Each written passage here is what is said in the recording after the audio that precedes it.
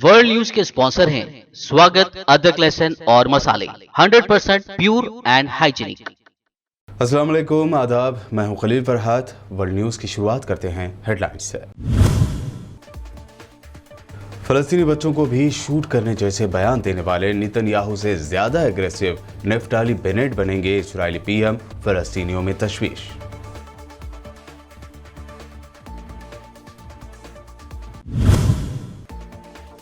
Israel में बनेगी तारीख, नई हुकूमत में शामिल होगी Islamic party rhyme. Islamic party के लीडर मंसूर अब्बास ने नेफ्ताली बेनेट को अपनी हिमायत देने का किया ऐलान। अरबों के लिए राहत पहुंचाना बताया मकसद। अक़वाम मुत्तहिदा का दावा, कहा बातचीत से जो हासिल नहीं हुआ उसे ताकत के जोर पर हासिल करेंगे तालिबान। अफगानिस्तान का बेशतर इलाका तालिबान के ही कंट्रोल में।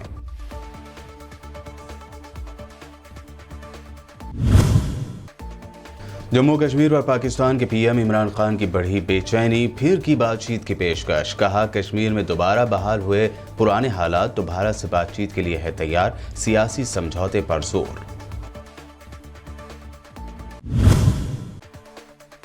ट्विटर और मोदी सरकार में टकराव जारी, अब ट्विटर को दी गई लास्ट वार्निंग। कहा नए डिजिटल क़वानीन लागू करे ट्विटर, वरना संगीन नतायज भुगतने के लिए रहे तैयार।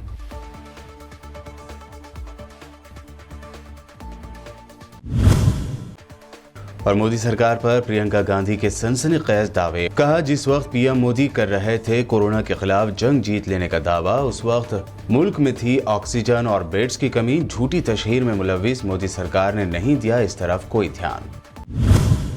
ये थे हेडलाइंस। बढ़ते हैं खबरों की तफसील की जानिब। इसराइल के सबसे तवील अरसे तक प्राइम मिनिस्टर रहे बिन्यामिन नेतन्याहू का दौर अब खत्म होता नजर आ रहा है। नेतन्याहू की अक्सरियत साबित न करने के बाद यामीना पार्टी के नेफ्ताली बेनेट ने इसराइल में सरकार बनाने का दावा किया है। नेफ्ताली बेनेट फ़लस्तीन को लेकर नेतन्याहू से भी ज़्यादा मुतासिब और जारहाना यानी एग्रेसिव रवैया रखते हैं। ऐसे में उनके इसराइली प्राइम मिनिस्टर बनने के क़यास आराइयों से फ़लस्तीन में भी हलचल है। फ़लस्तीन का कहना है कि इसराइल के इख्तिदार में कोई भी पीएम बने, उनका फ़लस्तीनियों के हुकूक़ को लेकर एक जैसा रुख रहता है। फ़लस्तीनियों का कहना है कि नेतन्याहू के बाद नेफ्ताली अगर पीएम बने तो वो राइट विंग एजेंडे पर काम करेंगे।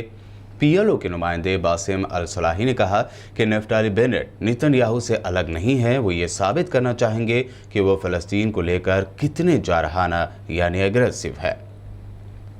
फ़लस्तीनियों का यह ख्याल इस बात से भी सही नज़र आता है क्योंकि नेफ्ताली बेनेट वो शख्स हैं जिन्होंने साल 2013 में इंतहाई इश्तियाल अंगेज़ बयान देते हुए फ़लस्तीनी शहरियों को दहशतगर्द करार दिया था और कहा था कि फ़लस्तीनियों को रिहा नहीं किया जाना चाहिए बल्कि उनका कत्ल कर दिया जाना चाहिए। इतना ही नहीं, साल 2018 में भी फ़लस्तीनियों और इसराइली फ़ोर्स के दरमियान होने वाले एक टकराव के बाद नेफ्ताली ने कहा था कि Israeli force shoot to kill की पॉलिसी पर अमल करे, बच्चों पर भी रहम ना करे। उनका कहना था कि मैं गजा से रोज़ाना दहशतगर्दों को बॉर्डर क्रॉस करने की इजाज़त नहीं दूंगा। अब ऐसे बयान देने वाला शख्स अगर इसराइल का प्राइम मिनिस्टर बनता है तो फ़लस्तीनियों के ख़दशात ज़रूर बढ़ ही जाएंगे। इसराइल की तारीख में पहली बार ऐसा हुआ है कि एक इस्लामिक पार्टी और कट्टर राइट विंग पार्टी हुकूमत बनाने के लिए साथ आए हैं। इसराइल के पीएम नेतन्याहू को इक़्तिदार से बाहर करने के मकसद ने बिल्कुल अलग नज़रियात यानी आइडियोलॉजी वाली दो पार्टियों को साथ लाकर खड़ा कर दिया है। इसराइल की अरब आबादी की नुमाइंदगी करने वाली पार्टी यूनाइटेड अरब लिस्ट के लीडर मंसूर अब्बास ने नेफ्ताली बेनेट को अपनी हिमायत देने का ऐलान किया है। इसराइल में राइम पार्टी के लीडर मंसूर अब्बास ने इस सिलसिले में हुई एक डील पर साइन किए। ये पहली बार होने जा रहा है कि जब इस्लामिक पार्टी बरसर इक़्तिदार अलायंस का हिस्सा बनने जा रही हो। मंसूर अब्बास की राइम पार्टी को इलेक्शन में 4 सीटें हासिल हुई थीं और वो सबसे लास्ट नंबर पर थी। इसके बावजूद इसराइल में हुकूमत बनाने में उनका अहम रोल रहेगा। माजी के गिले शिकवे भुलाकर 47 साल के मंसूर अब्बास इसराइल के मुमकिना प्राइम मिनिस्टर नेफ्ताली बेनेट के साथ आए हैं। यामनी पार्टी के नेफ्ताली बेनेट को नेतन्याहू से भी ज़्यादा एग्रेसिव और मुतासिब माना जाता है और वह फ़लस्तीन के इलाके वेस्ट बैंक को इसराइल में मिलाने के हामी है। ऐसे में मंसूर अब्बास को उम्मीद है कि उनकी पार्टी इसराइल में अलायंस वाली सरकार का हिस्सा बनेगी तो इसराइल में रह रहे अरबों और फ़लस्तीनी शहरियों के हालात सुधर जाएंगे। मंसूर अब्बास ने कहा कि अलायंस का अहम मकासद में अरब इलाकों में क्राइम पर लगाम लगाना, इंफ्रास्ट्रक्चर के लिए 16 अरब डॉलर से ज़्यादा फंड मुहैया कराना और अरब गांव में बिना परमिट के घर गिराने पर रोक लगाना शामिल है। फ़लस्तीनी खबर रसाई एजेंसी सफ़ा की रिपोर्ट के मुताबिक ग़र्ब अर्दन के मुख्तलिफ़ इलाक़ों में सियोनी बर्बरियत और जारहियत के ख़िलाफ़ एहतजाजी इज्तिमात मुनक़्क़द हुए। इस तरह के एहतजाजी इज्तिमात मक़बूज़ा क़ुद्स के शुमाल मग़रबी इलाक़े राफ़ात और नाबलस में भी मुनक़्क़द हुए, जिन पर इसराइल के फ़ौजियों ने धावा बोल दिया, जिसके नतीजे में 15 फ़लस्तीनी ज़ख्मी हुए हैं। ज़ख्मियों में से एक की हालत नाजुक बताई जाती है। मिस्र से तामीराती मशीनरी, तामीराती सामान और माहिरीन तामीरात की टीमों पर मुश्तमिल दर्जनों अफराद फ़लस्तीन के जंगज़दा इलाक़े गज़ा की पट्टी पहुँचे। मिस्र से आने वाले माहिरीन इसराइली बमबारी से होने वाली तबाही के बाद मलबा हटाने और तामीराती काम शुरू करेंगे। ज़राए के मुताबिक मिस्र ने तामीराती मशीनरी और अमला गज़ा भेजने से पहले गज़ा के हुक्मरान हमास और रमल्ला में कायम फ़लस्तीनी अथॉरिटी से भी रब्ता किया था और दोनों को इस हवाले से आगाह किया था।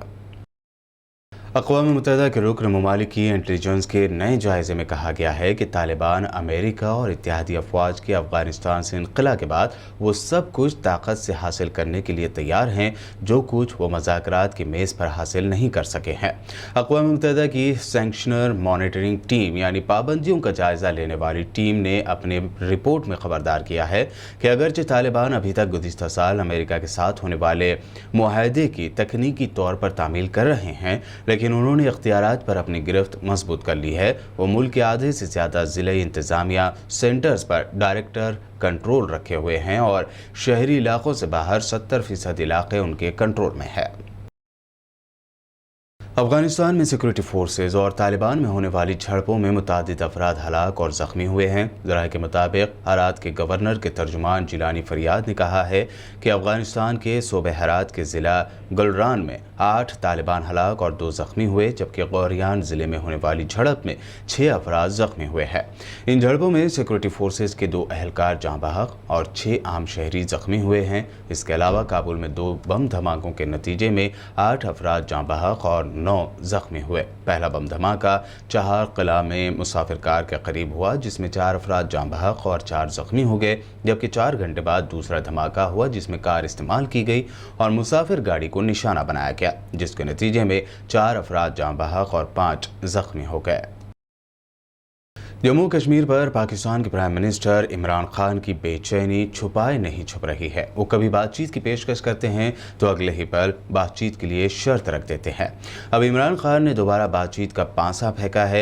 इमरान खान ने कहा है कि अगर कश्मीर में दोबारा से पुराने हालात बहाल किए जाते हैं तो वह भारत से बात करने के लिए तैयार हैं। न्यूज़ एजेंसी रॉयटर्स से बातचीत में इमरान खान ने कहा कि अगर कश्मीर को लेकर कोई रोड मैप है तो हाँ, हम बात करेंगे। कुछ दिन पहले ही इमरान खान ने कहा था कि अगर भारत की मोदी सरकार कश्मीर में आर्टिकल 370 दोबारा बहाल करती है तो पाकिस्तान बातचीत के लिए तैयार है। इमरान खान ने ताज़ा बयान में ये भी कहा है कि वो अमेरिकी फ़ौजियों के अफगानिस्तान से जाने से पहले एक सियासी समझौता करने पर जोर दे रहे हैं ताकि पड़ोसी मुल्क में खाना जंगी के खतरे को टाला जा सके। बुलेटिन में फ़िलहाल वक्त हुआ है एक शॉर्ट ब्रेक का। ब्रेक के बाद खबरों का सिलसिला लगातार यूं ही जारी रहेगा।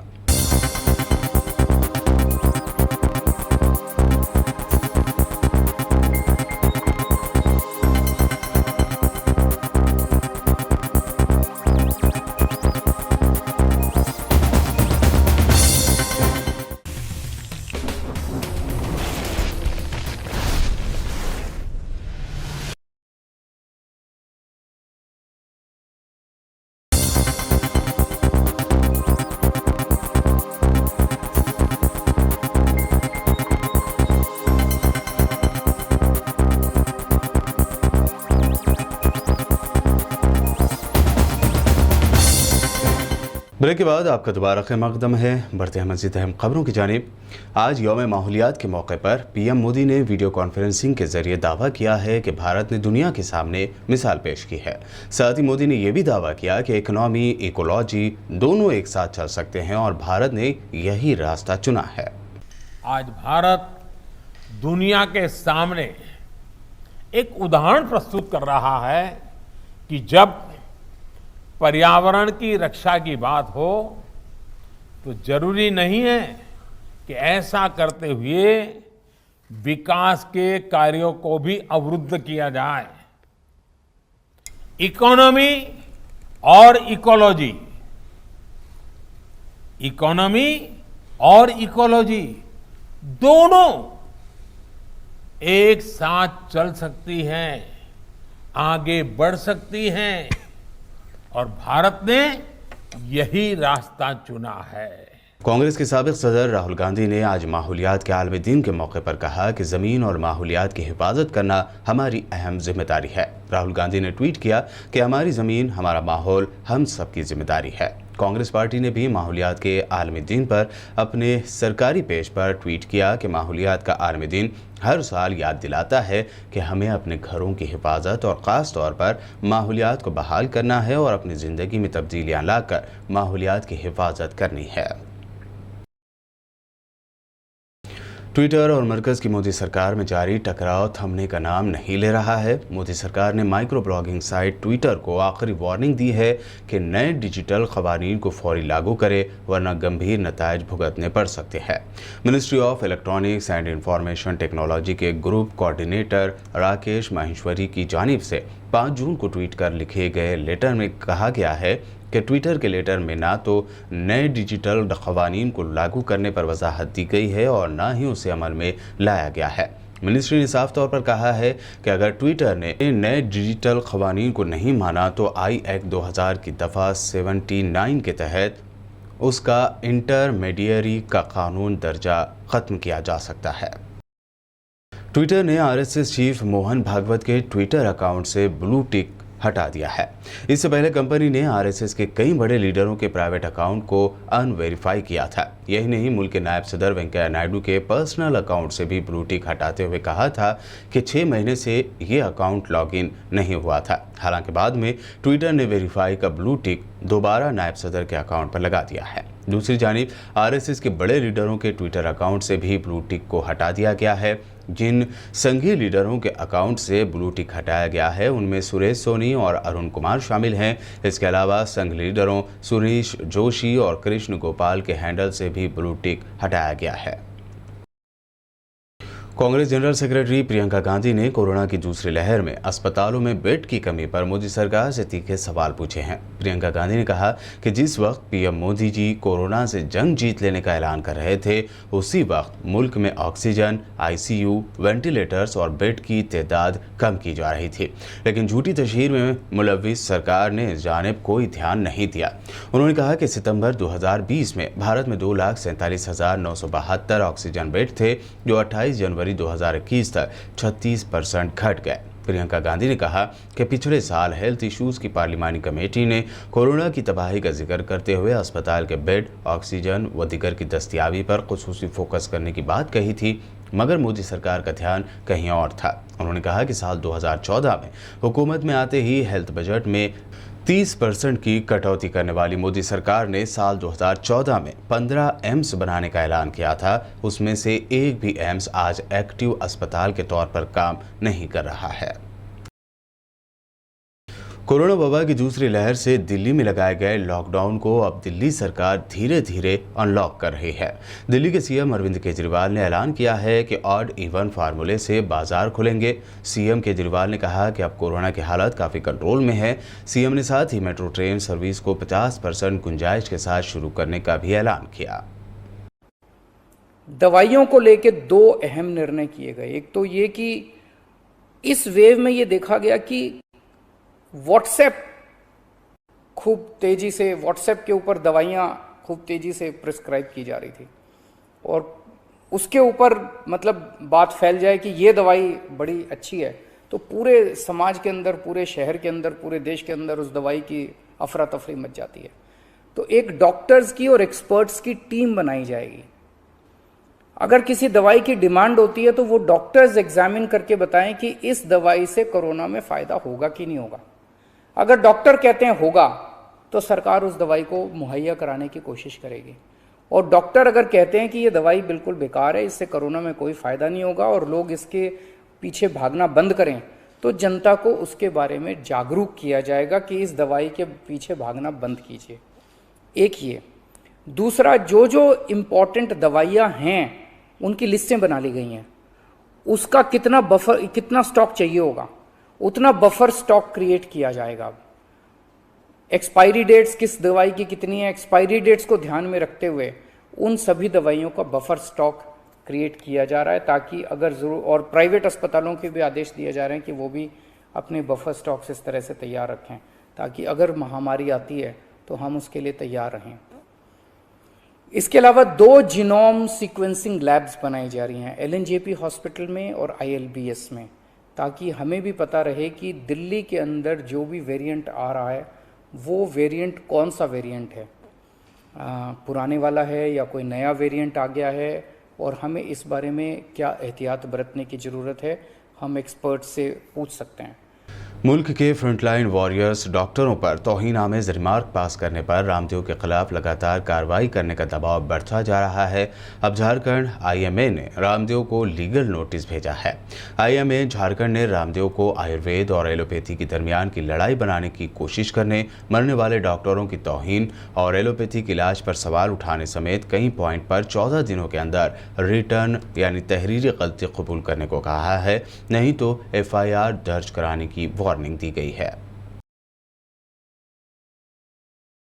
वेस्ट बंगाल में मिली करारी हार के बाद बीजेपी में अंदरूनी इख्तिलाफात बढ़ते ही जा रहे हैं। अब पार्टी की एक मीटिंग के लिए पहुंचे बंगाल बीजेपी के सदर दिलीप घोष का बीजेपी के ही बूथ लेवल के कारकुनों ने घेराव किया। हुगली के चोचौड़ा में बीजेपी कारकुनों ने दिलीप घोष का घेराव करते हुए प्रोटेस्ट किया है। बीजेपी कारकुन मांग कर रहे हैं कि जल्द से जल्द हुगली जिला कमेटी को डिसॉल्व यानी तहलील करते हुए जिला सदर गौतम चटर्जी को हटाया जाए। और अब आखिर में हेडलाइंस पर एक और नजर। फलस्तीनी बच्चों को भी शूट करने जैसे बयान देने वाले नेतन्याहू से ज्यादा एग्रेसिव नेफ्ताली बेनेट बनेंगे इजरायली पीएम, फलस्तीनियों में तशवीश।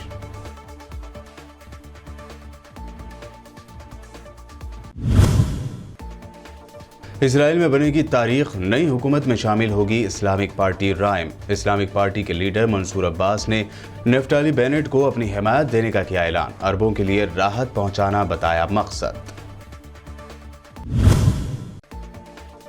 अक़वाम मुत्तहिदा का दावा, कहा बातचीत से जो हासिल नहीं हुआ उसे ताकत के जोर पर हासिल करेंगे तालिबान। अफगानिस्तान का बेशतर इलाका तालिबान के ही कंट्रोल में।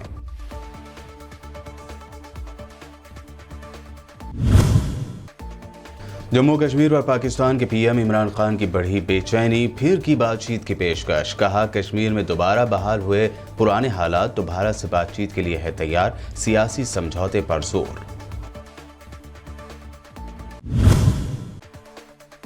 ट्विटर और मोदी सरकार में टकराव जारी, अब ट्विटर को दी गई लास्ट वार्निंग। कहा नए डिजिटल क़वानीन लागू करे ट्विटर, वरना संगीन नतायज भुगतने के लिए रहे तैयार।